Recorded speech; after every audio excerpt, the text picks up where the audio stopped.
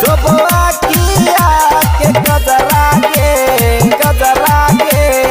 गजरा के गजरा के डीजे क्रांति बालाजी रिकॉर्डिंग स्टूडियो नारायण। सोबवा किया के गजरा के गजरा के गजरा के चांद जैसन मुखरा गलिया गोरी तोरी पहिया गे जान मारो ना गोरे गोरे मुखरा गलिया अकसो भोकजरा गे जान मारो ना सोबवा किया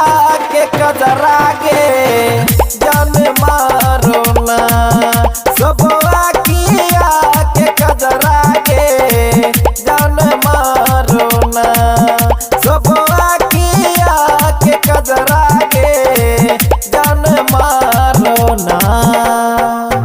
सोबवा किया के गजरा गे गजरा गे गजरा गे गजरा गे बालाजी रिकॉर्डिंग स्टूडियो नारायणपुर। सोबवा किया के गजरा गे गजरा गे गजरा गे गदरल जवनिया गलिया कस कस दमकौगे मन डोलो ना